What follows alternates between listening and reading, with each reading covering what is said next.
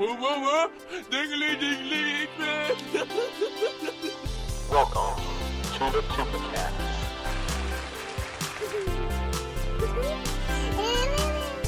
Let me see with my imagination. To the Tupacast.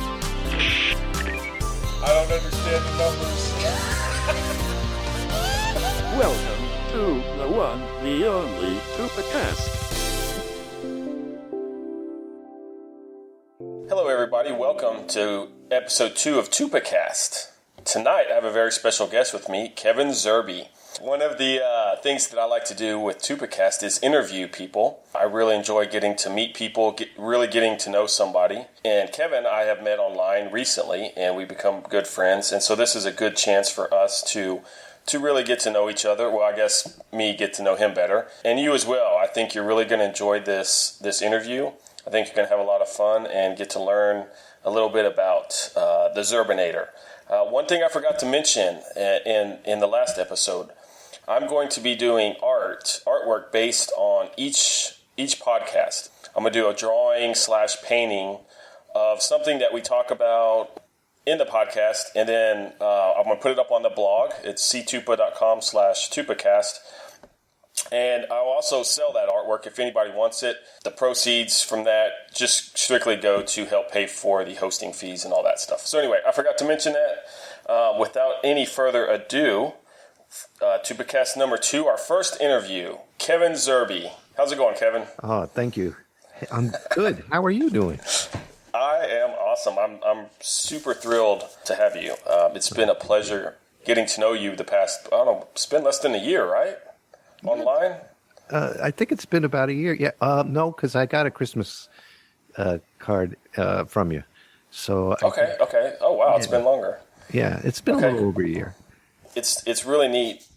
With the internet, you get to meet a lot of people and make friends and acquaintances and all that kind of stuff. But having a podcast, I was on yours a month or so ago, and it's just really nice with technology that we get to sit down and talk to each other, and we both have what's it called, webcams, so we can look at each other and talk to each other, and it's almost like we're in the same room, even though we're almost opposite ends of the country.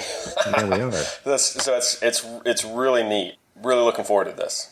Well, I am too. I got to admit, I'm a bit nervous. I've never had anybody interview me before. So this is going to be interesting, and I hope I answer the questions truthfully. If you have a Bible, I'll put my hand on it and make sure they tell the truth, the whole truth, and nothing but It's burning! I'll be a part of your embellish cast. I really am. So thank you for that. Yeah, it doesn't say anything in here. You have to tell the truth. I guess I should have put that in the notes. No lying. I guess out of, all transparency or whatever, I did send you a list of the questions beforehand so you could kind of think about it, because once we get into this, the audience will see that some of these you do have to think about, and I don't want to just go up to somebody and say, hey, tell me this, and then not give them a fair amount of time to give a good answer. So Understand. If anybody cares, I gave them the questions beforehand. Yep. Yes, he did. They're like, shut up, just get on with the interview. All right, let's do it then. Okay, Kevin. Yes. First question, if you would mind telling us who you are, your name, nickname, what you go by, all that stuff. I go by either Zerbe. Some people call me Zerbe. People know me most as Zerbinator. Okay. I was born, my biblical name is Kevin Hewlett Zerbe. I don't know where the Hewlett came from, but that's my middle name. Oh, okay. Hewlett. Hewlett. Isn't that weird? Like Hewlett Packard? I still can't get used to it. Yeah, exactly, like Hewlett Packard. Okay. No relation whatsoever. It's a name that they gave me. The first name Kevin was really cool when I was a kid, but now it seems to be the annoying name in the corner. Like, way to go, Kevin.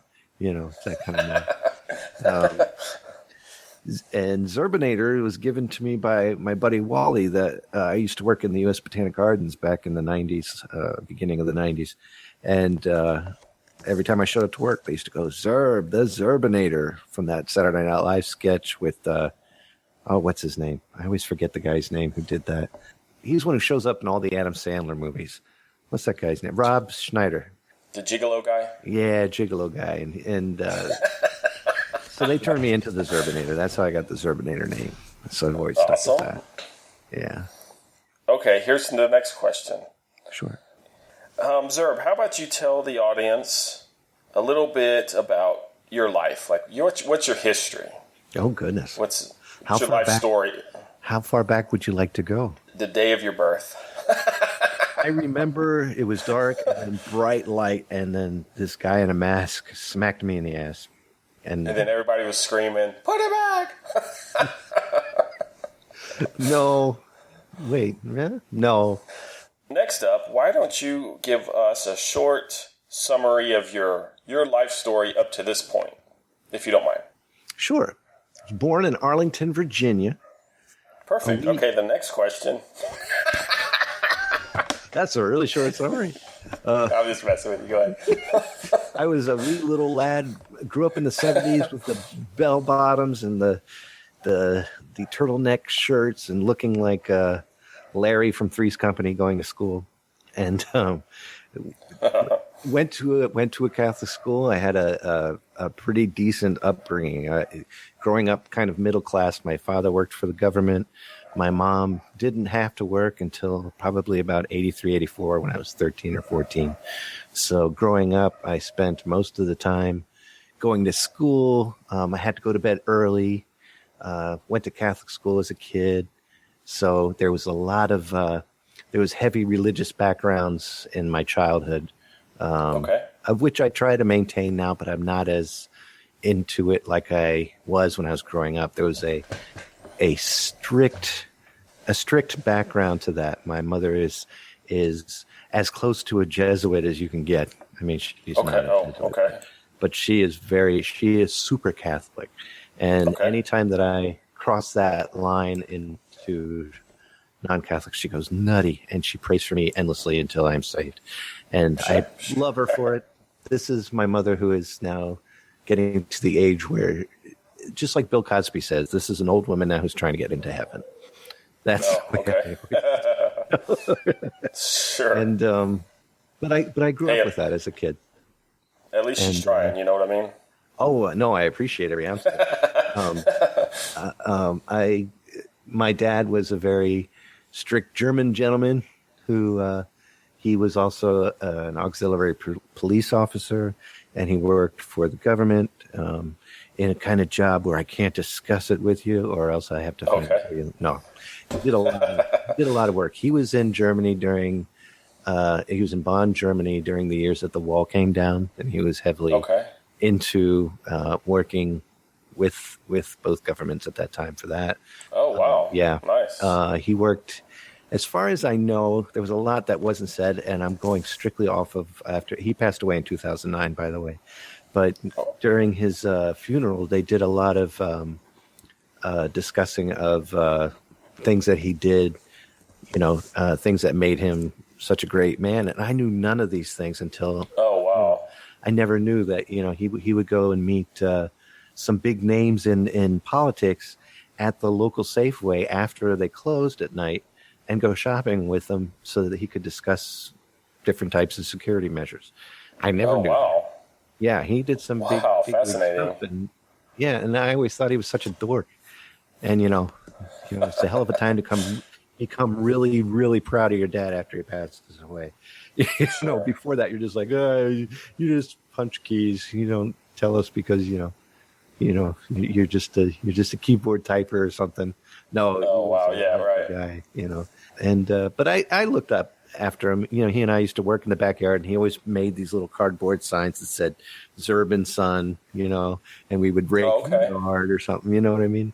Nice, that's fun. There was a lot of that. He took us to the park and all that. He was a musician, so there was a lot of music in our family. I had a lot of great aunts and a lot of connection with music with them. They all played music, and they were all painters. And teachers, too. So I grew up with a lot of math cards and, where are you going, Kevin? Going up to my room. Spell room. R-O-O, So I grew up with a lot of that. And that's what my upbringing was like. It was surrounded by family, surrounded by music, surrounded by strict enforcement, and a heck of a lot of God. So it was pretty cozy. I had a pretty good childhood. Was your dad Catholic as well as your mom? My dad grew up Lutheran in his family and then became Catholic when he met my mom. Okay. That's how powerful my mother was.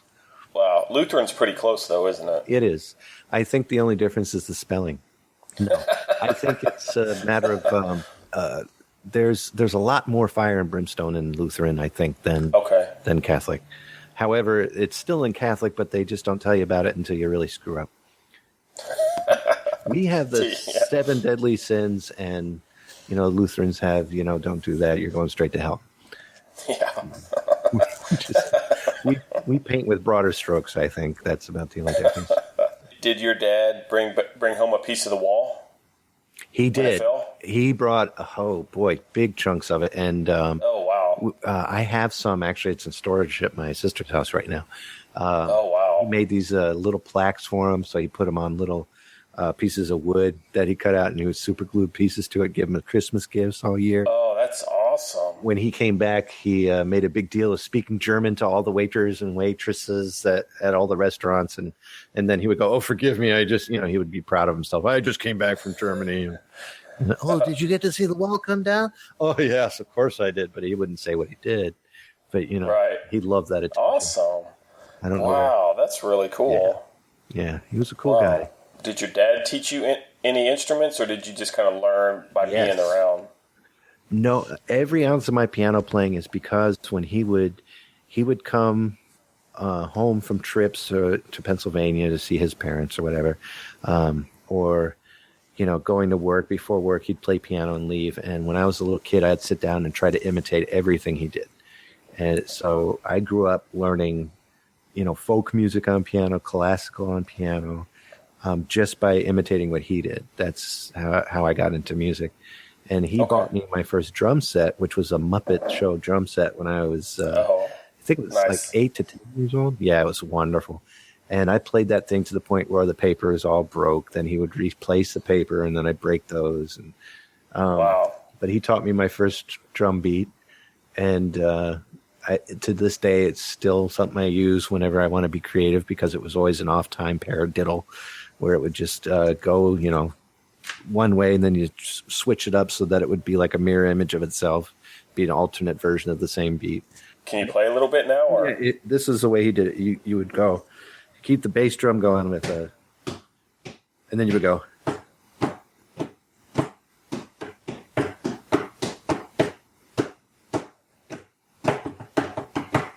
And it made me do that over and over again. Oh, wow, nice. And, it's not a big deal now, but at age, 8, 9, 10, of course, now you go onto YouTube and you see people 3, 4, and 5 playing, Neil Peart doing the drum solo to YYZ. It's like, YYZ. Yeah. I could never pull that off when I was a kid, but he told me that. He bought me my first guitar when I turned 9 years old. And that really got me going, because to transfer what I was doing on piano to a guitar was amazing. That was just a neat feeling, to be able to do that. I can't play any instruments. I wish I could. I'm visual. I'm the drawing guy. Hey, Kevin. So with your dad working for the government, was he gone a lot? He wasn't gone a lot. He would take some trips. I think the 2 trips I remember when I was a young kid were both in Dallas, Texas. Actually, he headed out your way. Oh, wow. If you remember. No. He went out there. It was so bad one year. This is bad. This goes under dumb stories I did when I was a kid. But I took he brought back a badge from Texas. It was a really nice sheriff's badge, and I took it with me to school one day, and I told all the kids that he bought it for me, which wasn't true. And for some reason, I was very well known in school as an embellisher, because I used to lie about everything. I was terrible with that. I don't know what that was about. I think it was I wanted to impress all my friends, so I had to come up with the stupidest, outlandish crap I could. Sure. I took a bird cash on the way to school. I took it to school and said that my dad and I made it. So, and everybody could see the name of the company that was already on the side of the thing. And that was my show and tell for that day. So, Oh, wow. so when he was gone on long trips, I think that was my way of missing him. So I would make up stuff as if, he was at home, building stuff with me and, bringing me gifts, which he did. But yeah, when I was a kid, those were the biggest thing. He always headed out to Dallas, Texas. And he always came back with this girl who had a really strong Southern accent. That made no sense until now. No, I'm kidding. But, her name was Francine, and she really wants to be a model, but she could sing and she could dance. She taught me I know Francine. Yeah, Francine was great. She let me call her mama on the weekends only. During the week, she was known as Mrs. Smith.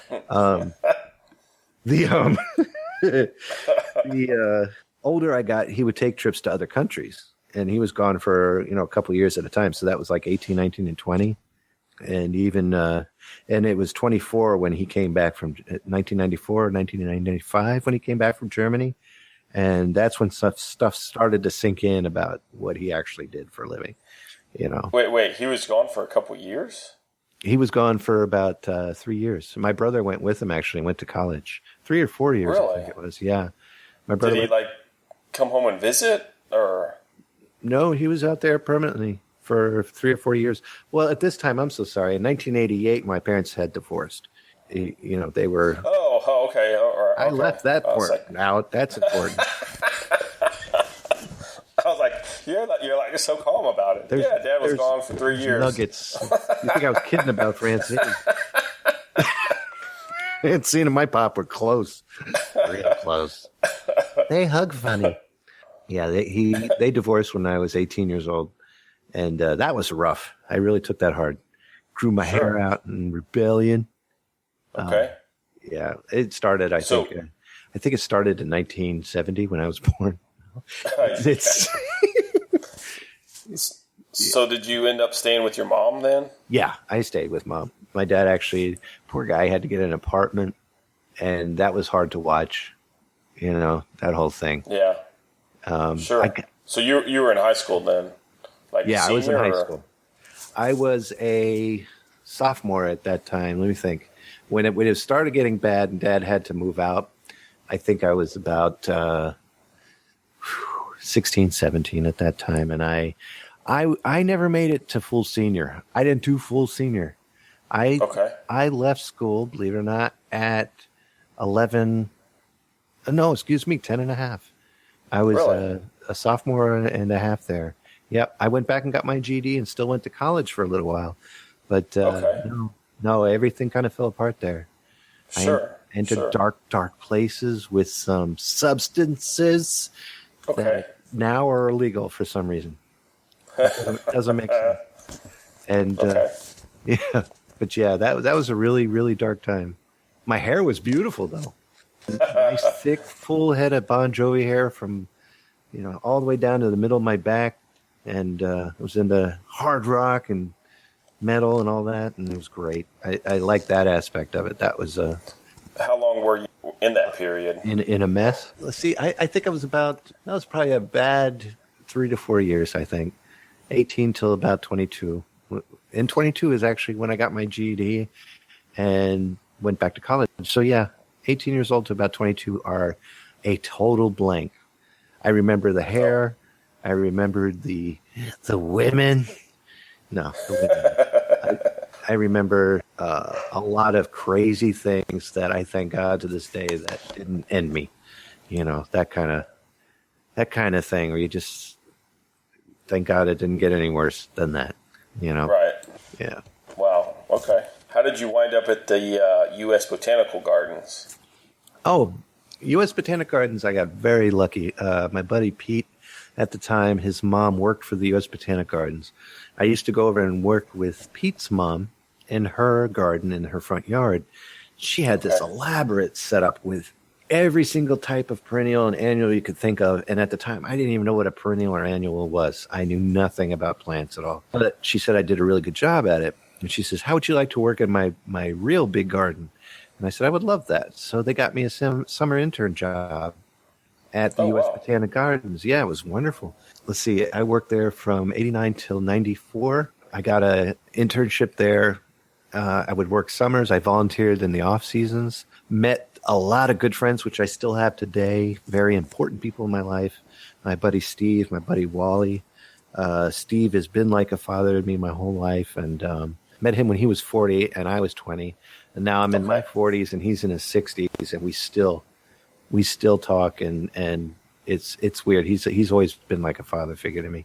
Awesome. Botanic Gardens was a wonderful, wonderful experience. 1994, Clinton shut down the government, and that was the end of that job. The non-essential employees got their letters, and these were non-essential. This was not an essential business to work in, so they even closed down the U.S. Botanic Gardens, revamped the entire thing. I went back and applied for a position and didn't get it. But that age, at that time, the money was wonderful. And I went from there straight to a garden center with that background, a really nice set of pay. So I had I was staying in an apartment in Georgetown with a woman, and she was the girl that my wife's right in the next room. Next question. Other women in my life, Next question. Next question. But no, that's fine. It was a nice time, but the thing that was ridiculous is we would always go down to like J. Crew to go shopping. Dinner was always out in expensive places, and I was Mr. Ritzy Butt at the time. Sure. Throwing money around living it up, man. It was bad. And I tell you what, I wouldn't do any of that again if I was given the chance, because it was just, I turned into that the Melrose Place ass. I can't stand that type of person. Couldn't stand that. However, not to crap on the connections I made at the Botanic Gardens. The Botanic Gardens was a very prestigious type of job. That was wonderful to work in, all because of my buddy's mom who helped me get in there. Her name was Kathy. She's an angel for that. I'll never forget that. What happened after the garden center? Then I went on to the garden center after the Botanic Gardens. I started working for my mother's company. My mom started a company building houses in Arlington, Virginia.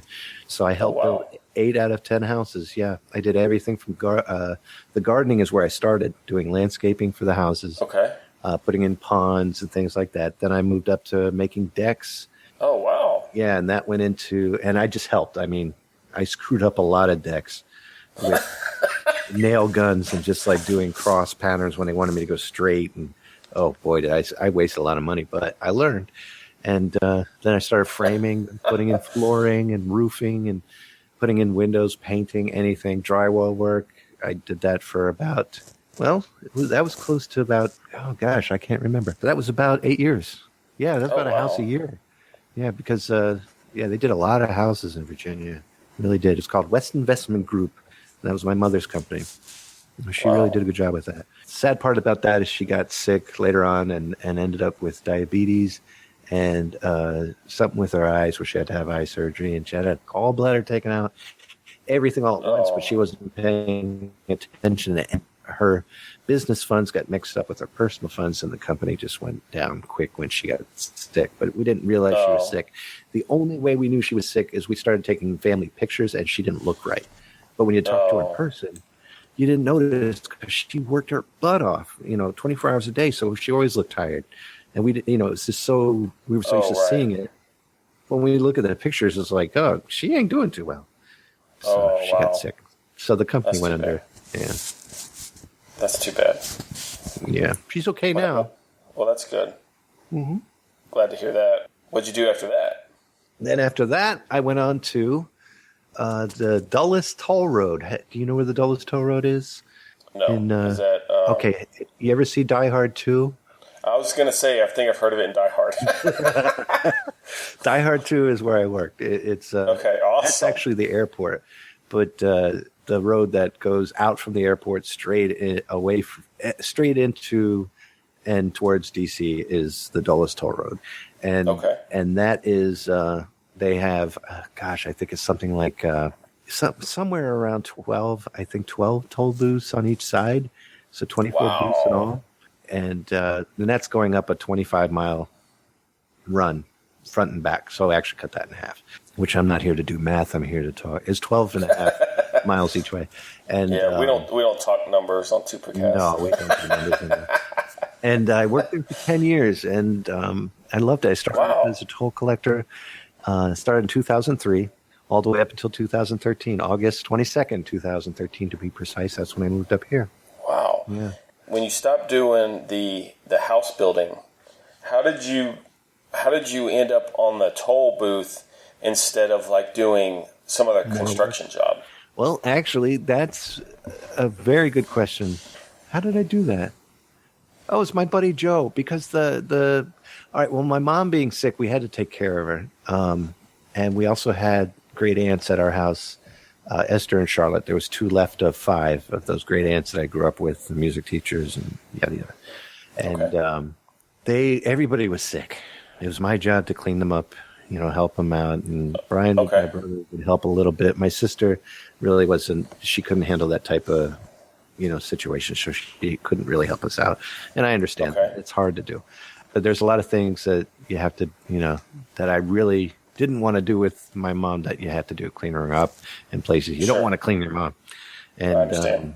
That kind of thing. So when she started getting better, it was obvious the company wasn't really going to pick up anytime soon. So my buddy Joe came to me and says, look, they're hiring over at the toll road. Would you be interested? And that's where my buddy Joe worked. And Joe and I used to podcast together all the time. The Please Stand By show was started with Joe. We used to have a show called Kevin Joe. There's still episodes of the Retroist with me and Joe and my wife Shelly on there. Oh, wow. Some of the Halloween specials. Retroist specialist. What happened to Joe? Joe lives in Virginia. Oh, okay. That's it. When I moved, Joe and I, unfortunately, we still talk on the phone all the time, but Joe is not one to keep up with technology. If he would learn how to do what we're doing right now, we would still be. Oh, I gotcha. Sure. But he's got kids, and he's a hard worker, and that's just not Joe. Joe is not one. If you've heard the shows, you'd understand Joe is just not one to run with the pack. Joe is one to stop and look around and go, "Hey, look, a bunny," and run over that way. That's Joe. I miss Joe. I wish he would learn how to do this. I've spoken to him about it. He's just, it's like, it's trying to pull teeth. It's hard getting him to pay attention. So it didn't work out. But he got me the job at the toll road, and we still talk, by the way. Love that man to death. He's been a friend of mine since the age of 13, I think. So he got me a job at the toll road.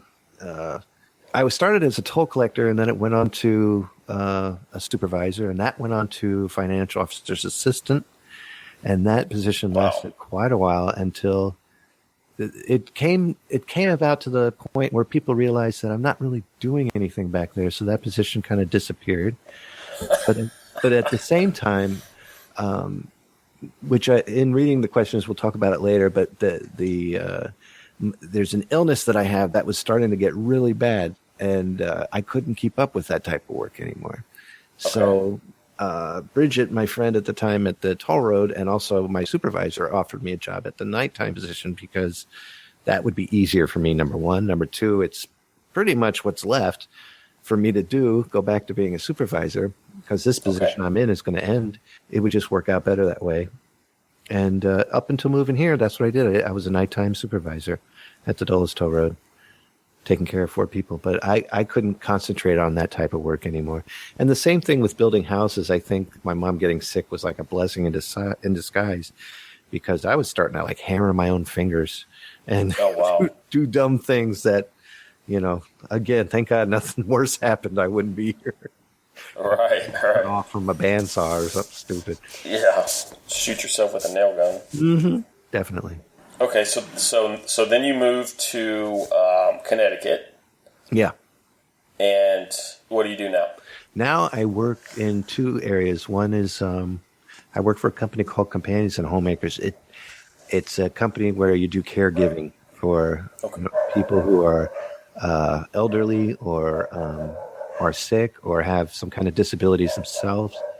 And that I love doing because that takes me back again to all of my great aunts and caring for family. And it's you become part family to the people you care for, as long as they like you. If they don't like you, you complain and get another person. Right. No, you try to hang in there as long as you can. I'm sorry. The other thing I do is I work for a pharmacy company and deliver prescriptions at night, 2 nights a week for a pharmacy company that does group homes and senior citizen homes, convalescent homes, and things like that. Why do you do that at night? Because I work for the companions and homemakers during the day. I work 3 days a week. Oh, okay. With companions. So they let you pick that. It's not connected at all. It's two different positions. Okay, Yeah. I was just thinking that for some reason you had to do that at night, and I'm like, No, nothing connected. It's just it works out better that way. I needed a part-time job just because I needed more hours. And again, with the illness that I have, there's only a certain amount of hours I'm allowed to work. So I was granted a certain amount more, and I could definitely do that. And so I said, I'll do a night driving job. That'll be a good job to have because it won't be tedious. It won't be too much to worry about. And it works out pretty well. It really does. that's pretty neat. You take the prescriptions to like the homes and just stock them, or Yeah, it's like a home delivery service for private citizens all the way up to huge, like the Madison is this giant building with for senior citizens and retired citizens to live in. And and we deliver also to, like I said, convalescent homes and homes with people with disabilities, group homes, things like that. It's really neat. And all over Connecticut. I've learned how to get anywhere in Connecticut within 2 years better than I knew how to get to some of my friends' houses down in Virginia. oh wow, Oh yeah, Connecticut, you can be anywhere in a half an hour at the most. wow, nice. Yeah, Nice. Connecticut's pretty small. It really is. It takes like 9 hours to get out of Texas from where I Oh live. gosh, I can imagine. I can imagine. That's got to be scary. Yeah, we're never gonna get out of here. It's kind of like a Twilight Zone episode or something. You keep driving, but we're still in Texas. And you haven't finished that toast yet? That was a Texas toast reference. Thank you. Oh, there you go. Okay. Yeah, sorry. If you don't mind, let's skip to my next question. I was going to ask you about your hobbies and stuff, but let's skip that since you mentioned it. If you don't mind, let's talk about your illness. If you don't mind, I would love tell to. us. No, that's tell us. absolutely fine.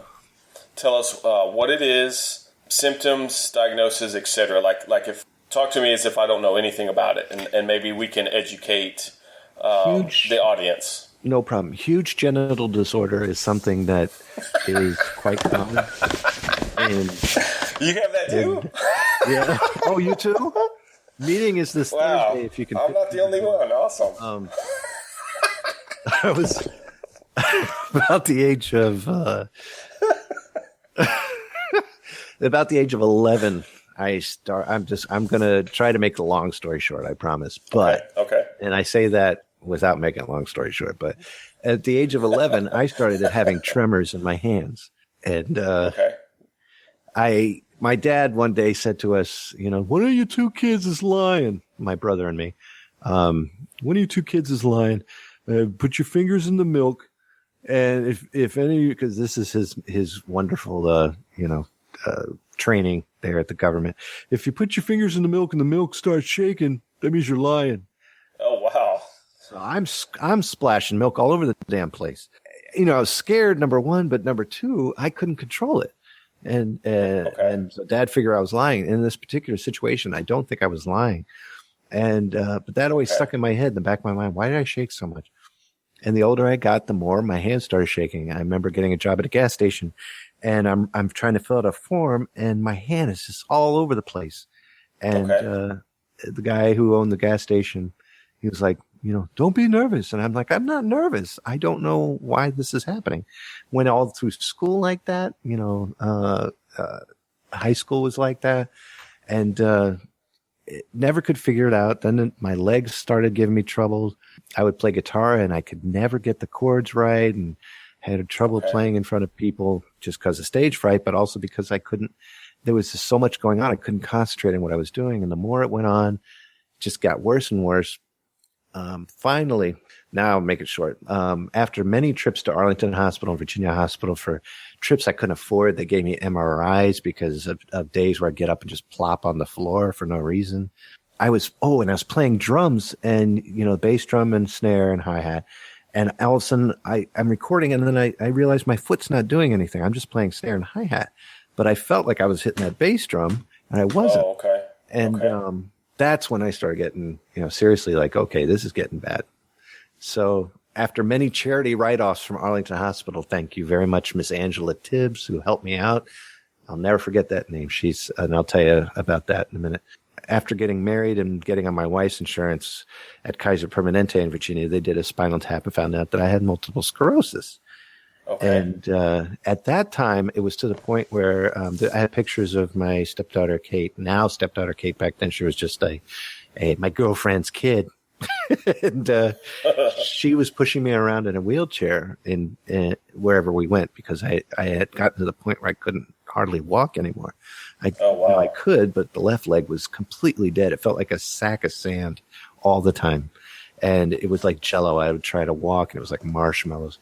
So they started giving me these shots called Copaxone, and that it didn't reverse anything. There's still a lot of dead weight feeling there, but I had enough muscle that I could get it working again. So I can do stuff again. If I play drums, it'll die out again after a certain amount of time. And if I rest, then it builds back up and I can start up again.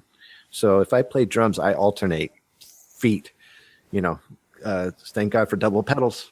I can do, a good measure or two with one foot and then switch over and let the other one relax. And you just got to compensate. But back to Angela Tibbs.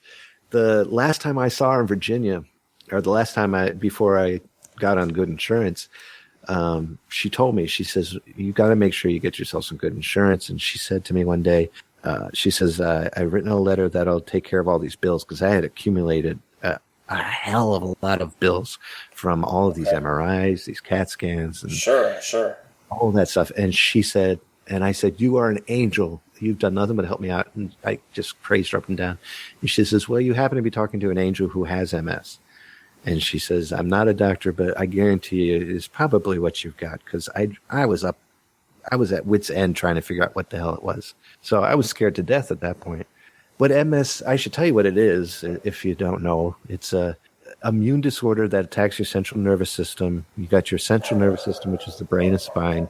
You've got your brain and your spine that's covered, and the nerve endings are all covered in this myelin sheath. And that's what the little inside of the wires that run from your brain to all your nerves and everything they're protected by that sheath.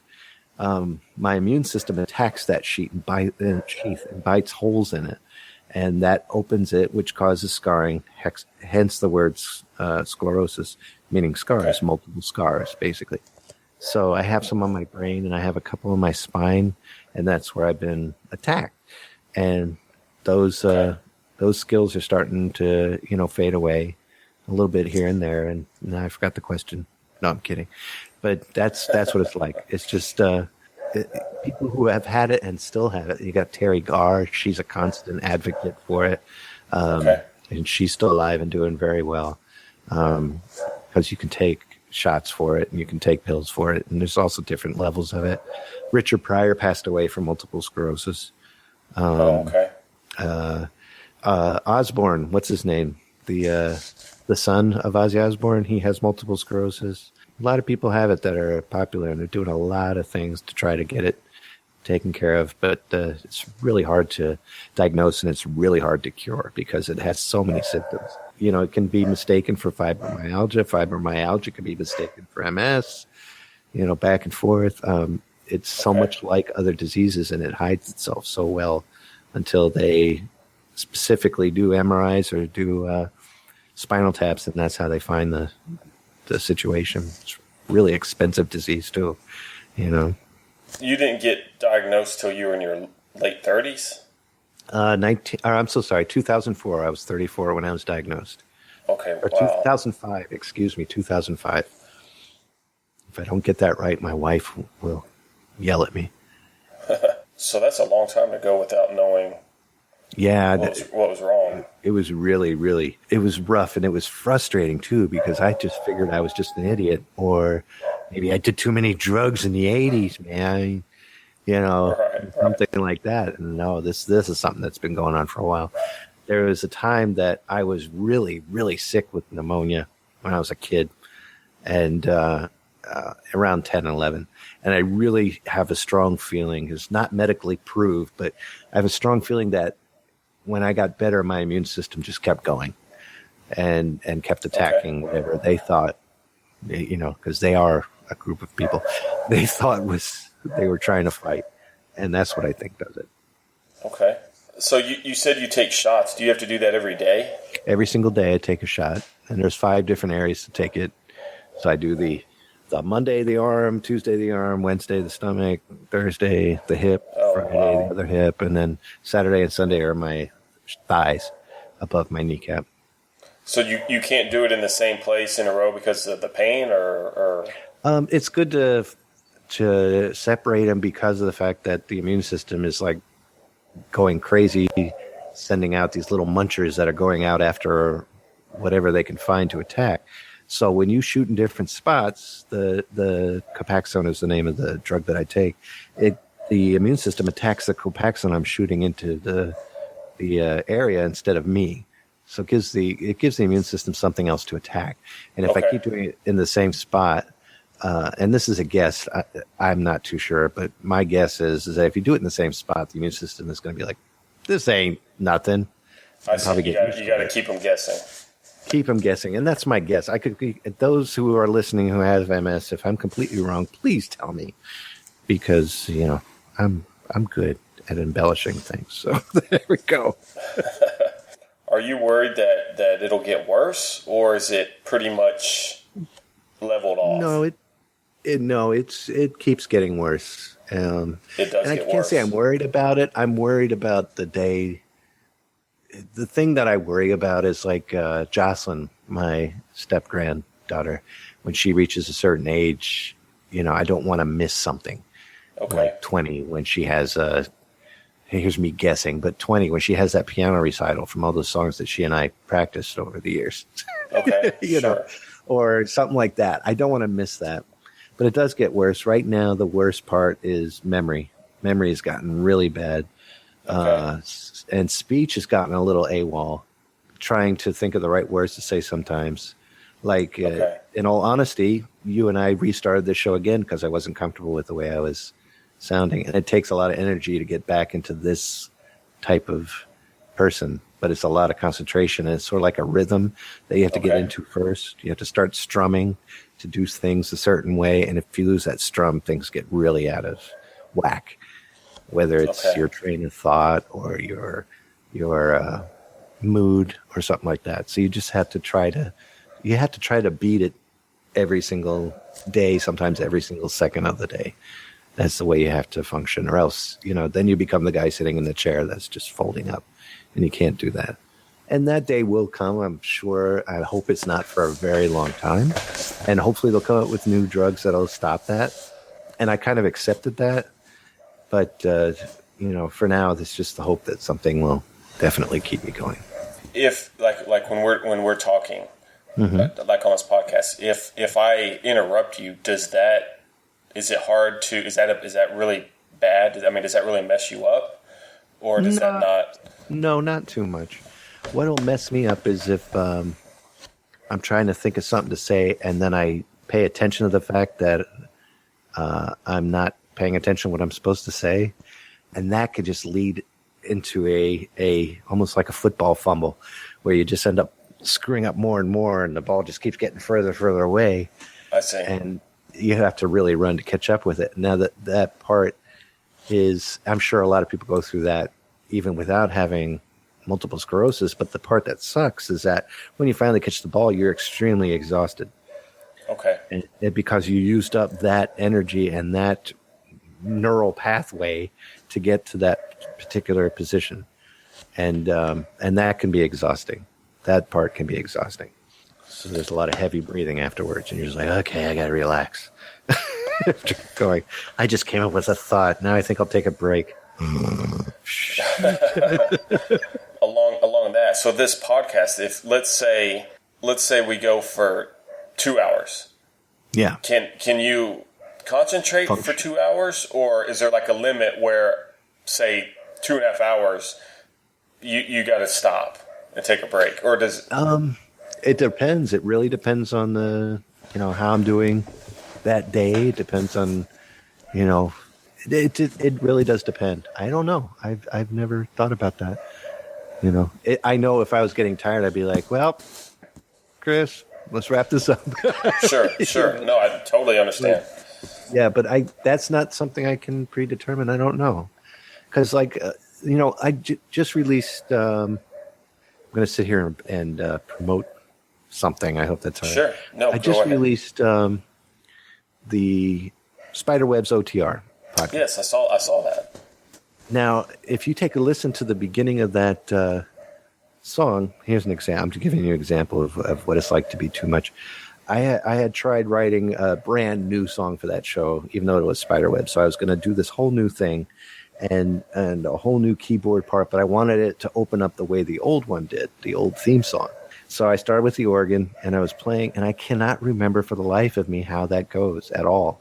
Then the song is originally a song I wrote about Dracula. It was Dracula's Lament because he couldn't live during the daytime. And that's what the full song, Spiderweb's theme song, came from.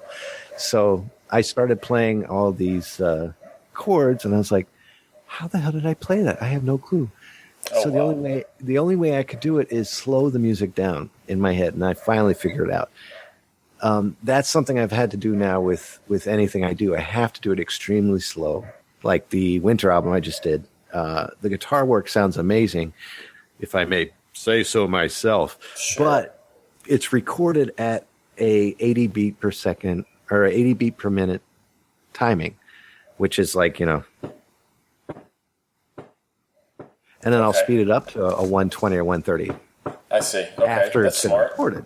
That's smart. Sure. I was just telling my buddy Chad today that when I do a guitar solo, I have practiced doing the vibrato of the guitar solo much slower, so that when it plays faster, it sounds like I'm doing it in regular time.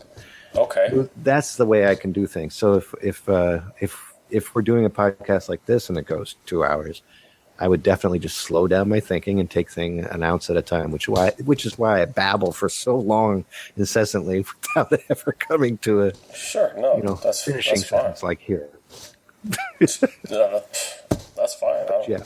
Okay, well, I'll try to keep this under 2 hours. No. Or he'll never shut up. No, I have so many questions for you. Please do. Go ahead and ask. I love them. Okay, so speaking to me and the audience, what would you like us to know about MS that we may not know or we may not understand?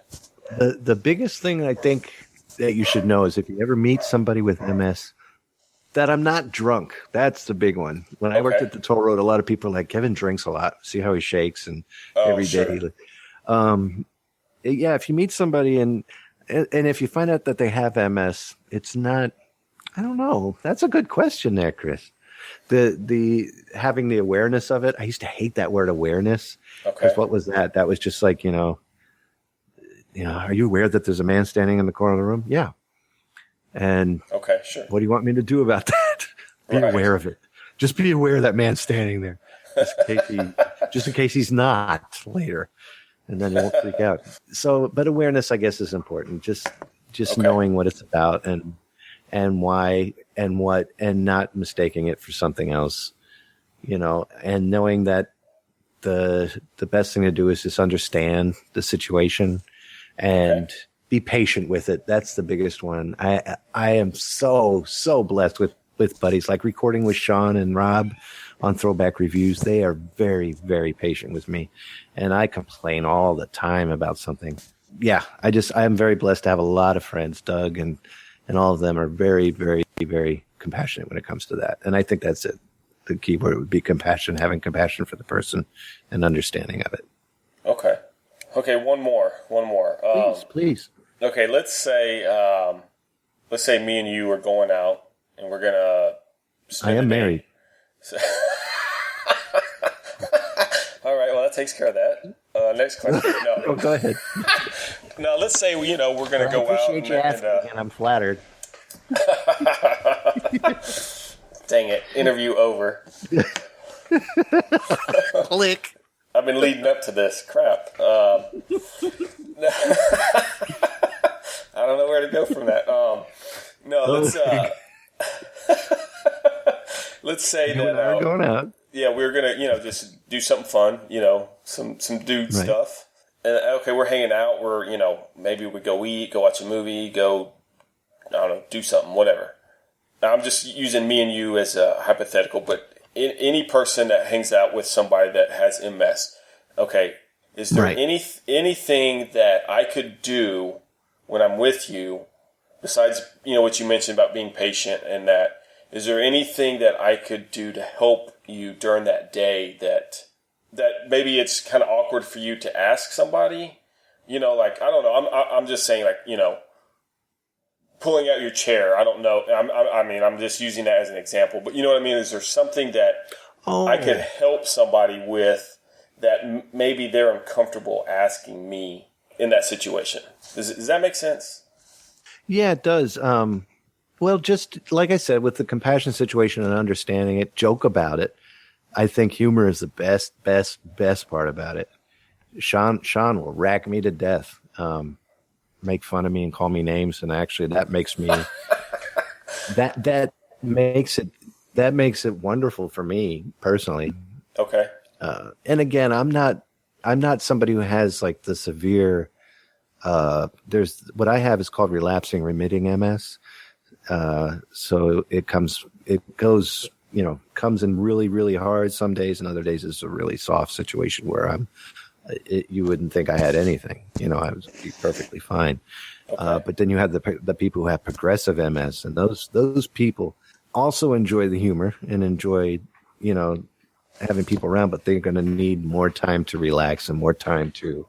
Those people need more of understanding when they reach a point where they just need that relaxation period. Okay. Yeah. And there's days where I'm kind of the same way, where I just reach a point and I tell my friends or whatever, guys, I'm exhausted. Do you mind if I just, stay out this time? And that's understanding and compassion again would be the two major key words for that type of situation. Before we move on to some of these other questions I have for you that are not about the MS, is there anything you want to say about it before we move on? Did I leave anything out, or you want to add anything? No, I think we covered it pretty darn good. And yeah, and if you have any more questions, I'll definitely answer them. But no, thank you for the ones you asked. That was beautiful. No, thank you for sharing that. That's sure. Appreciate it. Let's do something different. What are some of your hobbies and things that you're interested in? I know you've mentioned the music already. Is there anything else that you like to do or that you're involved in? Or podcasting? I love podcasting. I've done music for so long. I love music. Painting is something that, believe it or not, I would love to do, but I have not done for a very long time. And I used to do it pretty fluently when I was a kid. Oh, wow. Yeah, I used to love to draw and used to love to paint. Nice. Awesome. As a matter of fact, a buddy of mine online, he shared with me pictures that I drew back in 1988 and another one I did like in 1986, back when I was into Metallica. And I used to draw Eddie really well from Iron Maiden. Okay. And I used to draw a whole bunch of Halloween style pictures and drum sets and guitars and things like that. And I got into digital art for a little while, but strictly 8-bit type of drawings, like what you would do with MS Paint back in the old Windows XP days and stuff like that. Have a lot of artwork there. I should share some of that with you. Yeah, that'd be awesome. But so that's a hobby. Gardening, of course, is a hobby. Beer glass collecting has gotten ridiculous. That is a huge hobby. And movie collecting. DVD collecting. I've been collecting DVDs, ridiculously collecting things. But lately, podcasting has been my biggest love. That's my favorite hobby on the planet. The ability to put out some kind of recording that can be, that can stand the width of time even long after I'm gone, so that my grandkids have something to listen to. That kind of thing. That's very cool. I love that. Yeah. Kevin, what is one event in your life that had a huge impact? Oh, goodness. I know we talked about, your parents' divorce in that period of time. Is there another period, maybe something that you look back on now and you're like, because of that, this is where I am now? Or does that make sense? Shelley? Yeah, it would be Shelley. There was a moment. This is really hard to pick, and Sure. We'll just do one, not like the biggest, but just like one. How about that? This will probably be the biggest. Okay. There was a night that Shelly and I used to talk on the phone before we met, and a lot. We met online in a chat room on AOL. Okay. I was looking for bass strings for my dad's stand-up bass that I just received from the trash because he was getting rid of it because he couldn't play bass anymore. That's another thing my dad was good at, was being overly German and getting rid of things that he couldn't do anymore. So my then at the time, that was my stepbrother who rescued it from the trash because my dad got remarried. Or I'm sorry, it was a yard sale. He was selling at a yard sale. Oh, wow. And so he rescued it from that and brought it over to me. I said, thank you. So I wanted to restring it. So I went online and looked for strings. And this woman answered who was in Omaha, Nebraska, which is where the routing center was for AOL at the time. I thought she lived in Omaha, Nebraska. And she was talking about symphony stuff. So I was like, oh, I reached the Omaha Symphony. They should know something about strings for a stand-up bass. Well, that led to probably about almost 6 months to a year's worth of online conversations. Oh, wow. Which led to phone numbers, which led to pictures. And then I met Shelly. No, I'm kidding. Then Shelly came along because that girl's name happened to be Francine. And I was like, my dad. And she's like, oh, yeah, Shelly. So that led to Shelly. So I met her finally. But I remember this is the point to answer your question. We were talking on the phone and she needed a place to stay because she was divorcing. When I met her, she was divorcing from her husband at the time. The situation got really bad and she got everything taken from her. She had no place to stay, living in a subsidized type of housing situation. I said, we have a cabin up in New York that we're not using. I can't think of anybody. And at this time we were just friends, but I think that's when I fell in love with her because I said, I can't think of anybody else on the planet that could keep up the traditions that I grew up with in that cabin than you. And I'm not willing to give that cabin out to anybody. I was expecting that cabin for me, you know, so. And for some reason, I just remember that moment. It actually made me cry a little bit. It was weird. We were talking about something really thick that was kind of emotional. But I started crying. And I was like, why am I crying over this chick moving into my cabin? And but it was. I think that's the point I fell in love with Shelly. And to this day, that feeling hasn't even died an ounce. None of that flame or whatever you want to call it has lessened at all. It's just, that's the first time, no offense to anybody prior that I've ever dated or whatever, but that's the first time that I've really overly respected the person that I knew I would be connected with for a very long period of time with. No clue I was going to marry this person at all. And never even thought I would tell this person I loved them, but I think that was the moment. I just remember that overwhelming feeling like it's right here in front of you, have it. And I did. I said, this is mine. And that led to, her moving in there and we got closer and closer and closer. And one day I said, will you marry me? And her answer was, I don't know. Or no, are you sure? And now here we are. I said, I think so. And that was it. One of the things that I enjoy when I Vox with you, Kevin, a lot of times you have Shelly on there, or she's in the background, or you'll have her say hi and stuff, and I really like that. It's like you are a couple that this isn't just your thing, this Voxing and this podcasting. It's not just your thing, but you share it with her, and she's part of that, and that's really cool. I really like that. Thanks. It's really neat. She is very neat, and she's something I run everything by. There's sometimes I won't even make a move without checking with her first, kind of thing, because her opinion matters that much. And she does have this old-fashionedness about her that you don't find in people nowadays. And it's this good old wholesome, you know what I mean? Like Leave It to Beaver atmosphere about her. That's it. That I love. She is just she hardly ever curses unless she's trying to make me laugh. She or dirty jokes won't even leave her lips unless we're alone. If we're in public, it's brassiere and not bra, that kind of thing. Sure. And she's And I love that. And she's a great cook, and she's very loving. She's very go get 'em when things get down. And I could go on for hours. Never mind. It's not about her.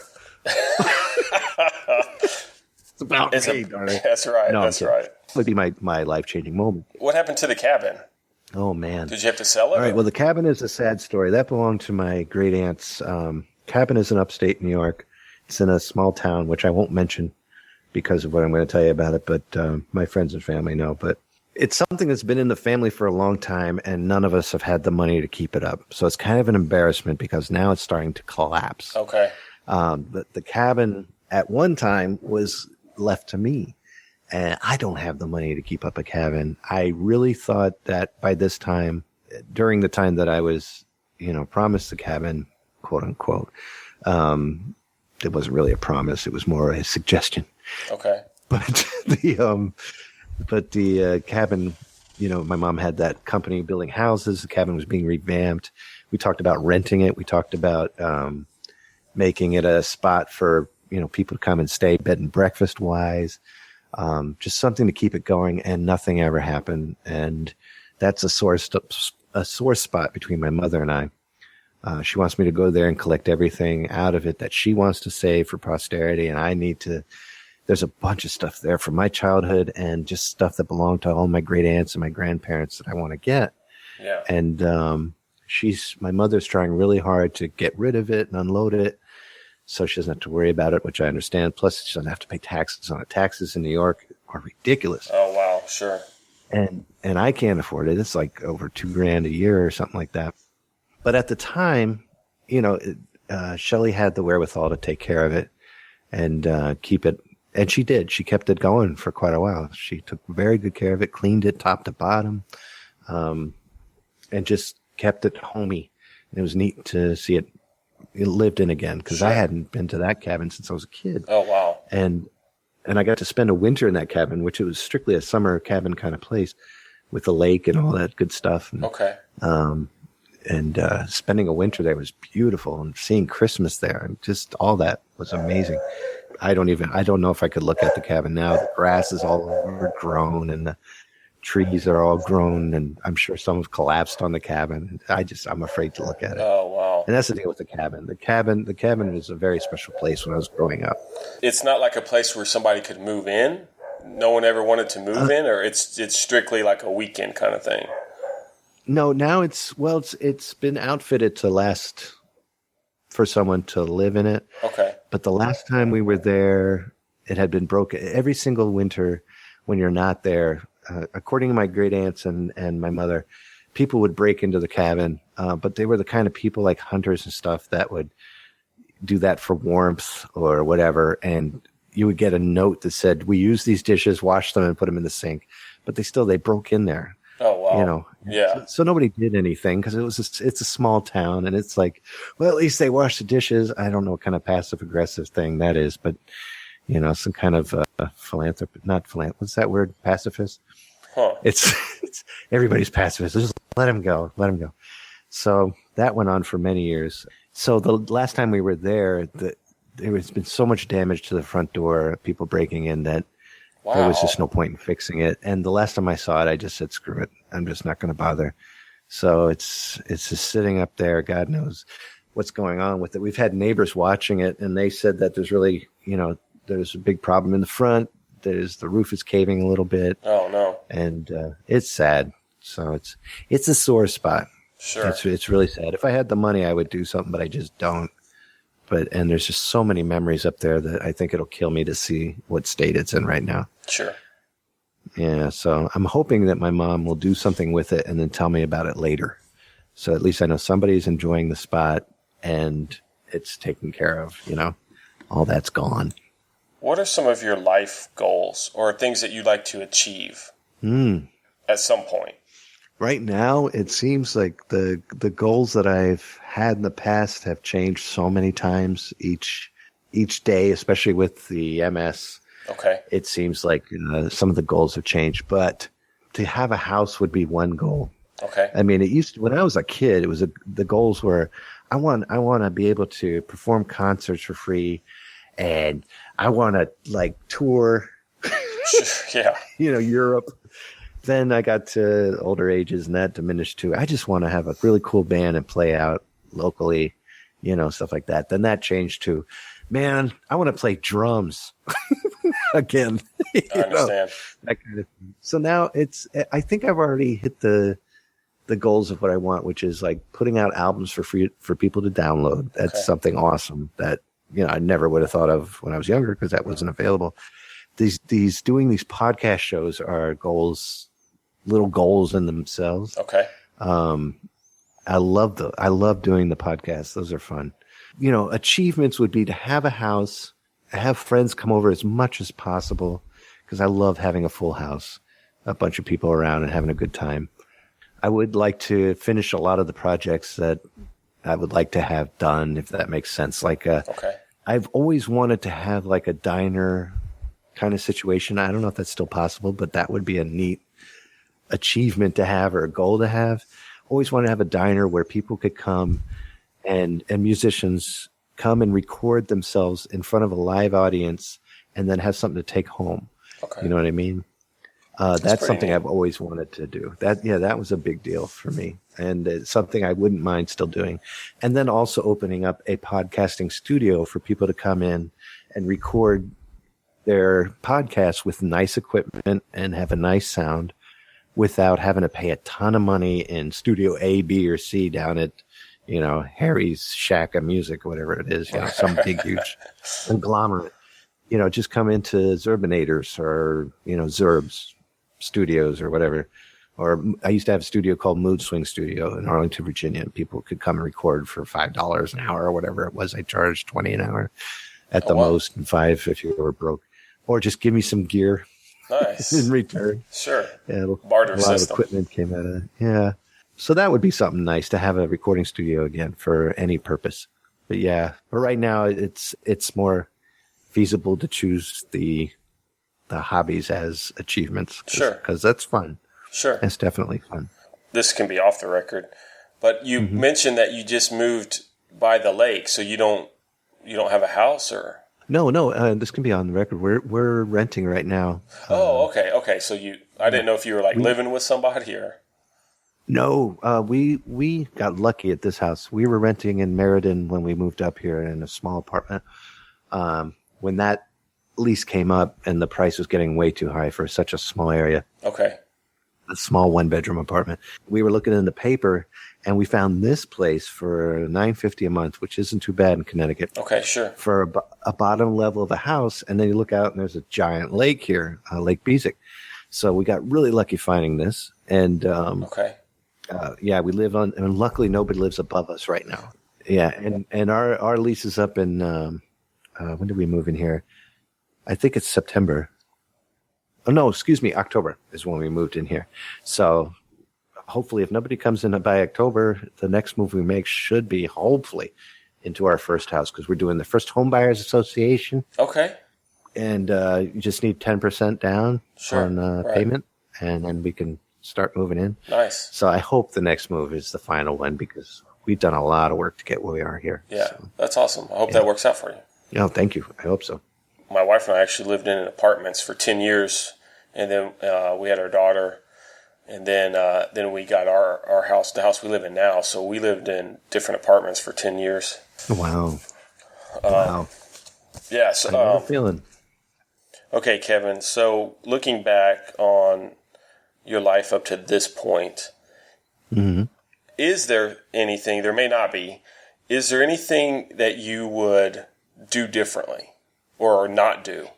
I probably wouldn't have dropped out of school if I'm a firm believer that every single step and turn you make leads you to where you are now. Okay, sure. So I'm kind of glad that things worked out the way they did. But there's that. I probably wouldn't have messed around so much with drugs at the age, at all. Especially now that it's legal. That was just a big waste of time. Sure. So, no, it's something I probably would have dabbled with And again, this is hindsight, knowing what I know now and where I'm going to, with MS, it's sort of like being on drugs anyway. Okay. So I probably would have been a little bit more coherent now had I not messed around back then. Those would be the two things I think I would change. I probably would have put more, I would have used less Aquanet, so I would have more hair now. I think. 'Cause I used a ton of Aquanet when I was a kid. I wish I met Shelly earlier. I think that would have been nice. Sure. However, I wouldn't have these two beautiful stepdaughters if I hadn't. Well, that's true. And I get along with their father. Yeah. Their father I get along with very well. And really quick, I'll tell you that at Katrina's wedding, the older daughter's wedding, Shelly, Todd is her ex-husband, and I danced together. All three of us danced together. And he said to me, I cannot think of anybody else on the planet to help me raise my kids than you. Something along those lines, something very sweet. And I'll never forget that. That is awesome. And yeah, that is very awesome. And that brought him and I closer to the point that whenever he's around, we could hang out and be silly and have fun. And the kids don't know how to act. And I love that. Sure. They're just like, we're supposed to be, no, you're not supposed to be anything. Just have fun. Right. Everybody loves each other. Does Todd and Shelly get along still, or? They get along fine. They're not, of course, as close as they were before. Right. Before they got the divorce. But, Sure. No, but they get along well, and they communicate when they need to. Okay. Especially when it involves the children. Right. Or and sometimes Todd and I will talk on the phone. Sometimes just if each of us have a problem and we need to talk to a guy, or if I got a problem with Shelly, I'll compare notes.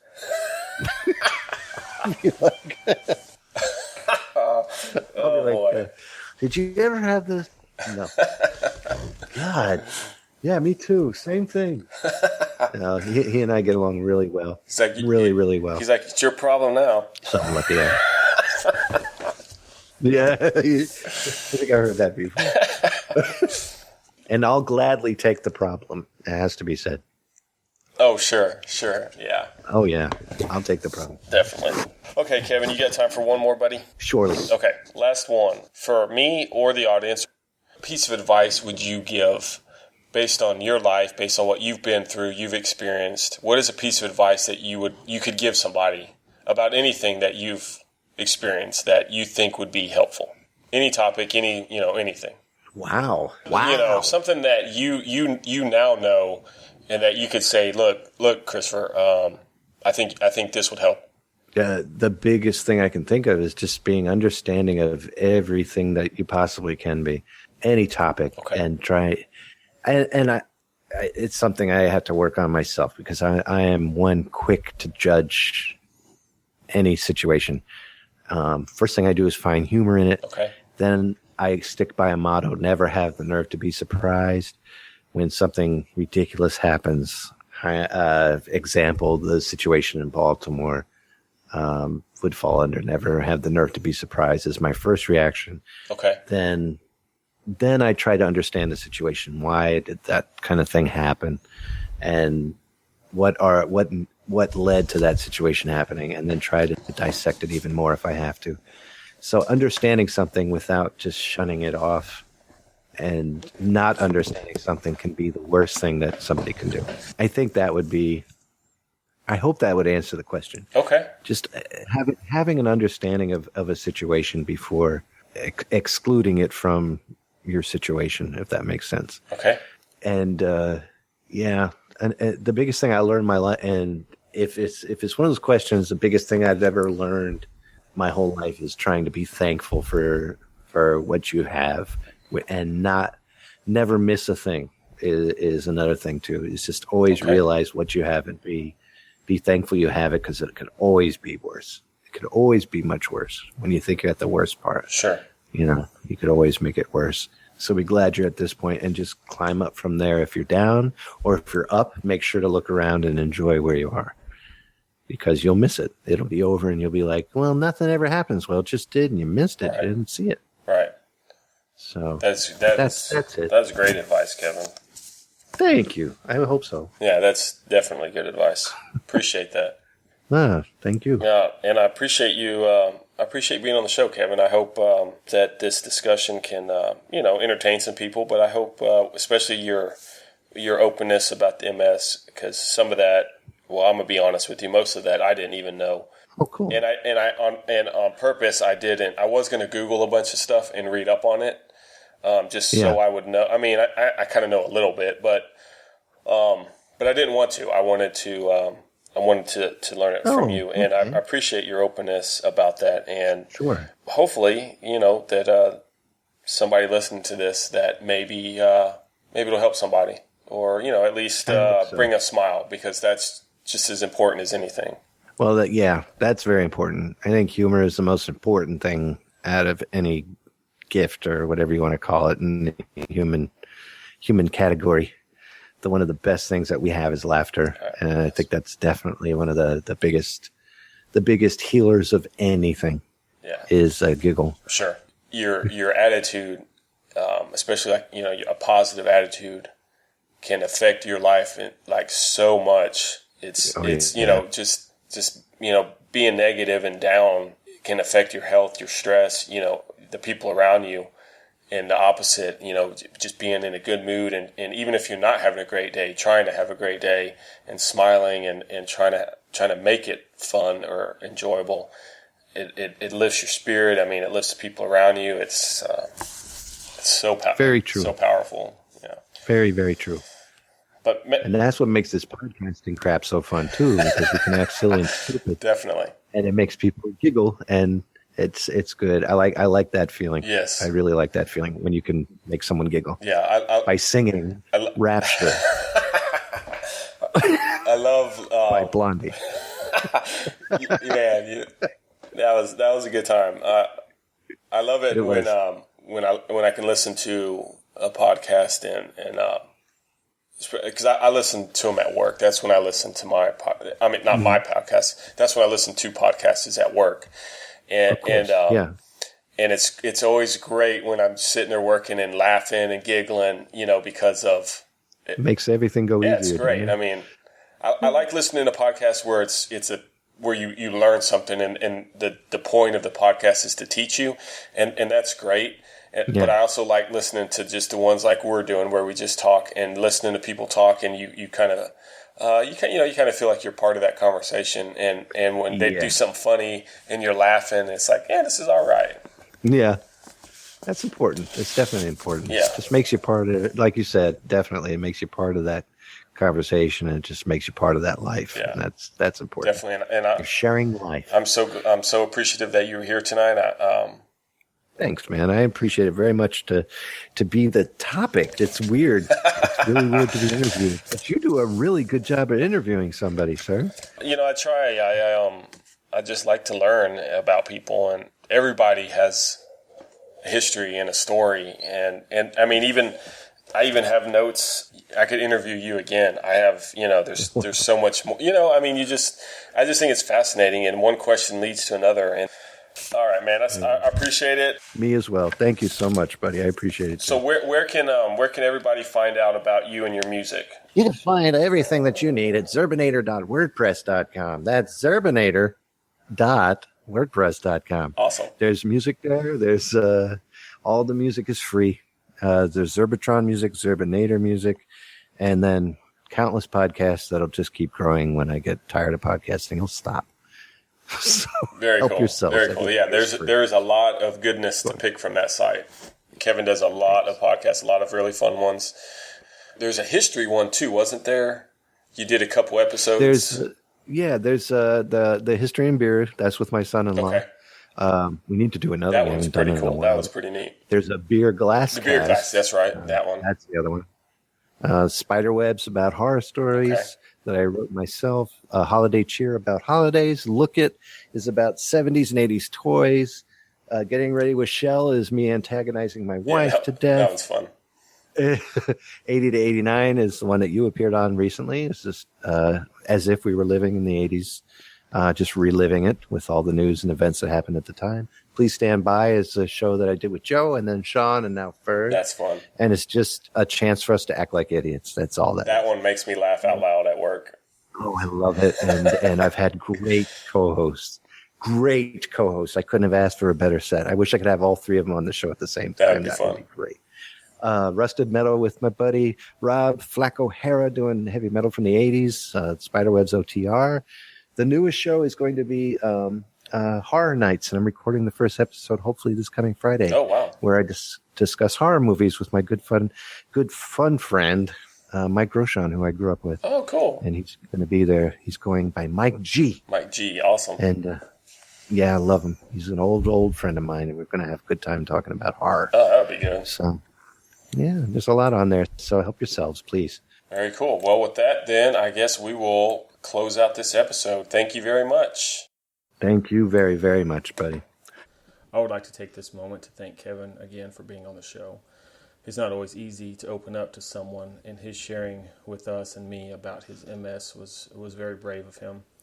We all go through this life, and some of us have it easier than others. Some of us have it better than others. Some of that's due to our own choices, and some of it is just the hand we're dealt with. How we deal with that hand says a lot about who we are, and it says a lot about our character. To have a disease like MS and still enjoy life and have fun and have such a upbeat spirit like Kevin has. He's always smiling, always laughing. Well, that's commendable and it's inspirational. To Kevin and all those who are suffering with ailments, diseases, and afflictions or other issues that we may not know about or they may not talk about, well, thank you for showing us how to fight that fight with humor and dignity and strength. Thank you. Thank you for listening to Tupacast. Tupacast can be found on iTunes or at ctupa.com/Tupacast. Christopher will create original art relating to each podcast that will be for sale on the website. Proceeds from the sale of art will go to help pay for the hosting fees. If you have a topic idea for a podcast or would like to be a guest on Tupacast, email tupacastpodcast@gmail.com. Feedback and comments are also welcomed at iTunes and via email. We hope you have enjoyed listening to Tupacast. Bye!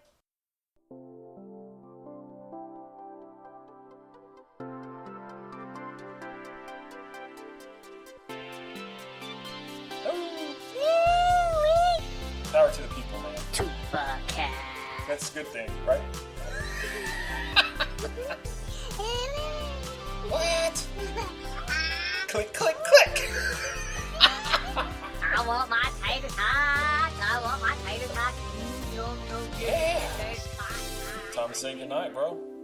Tater tots, tater tots.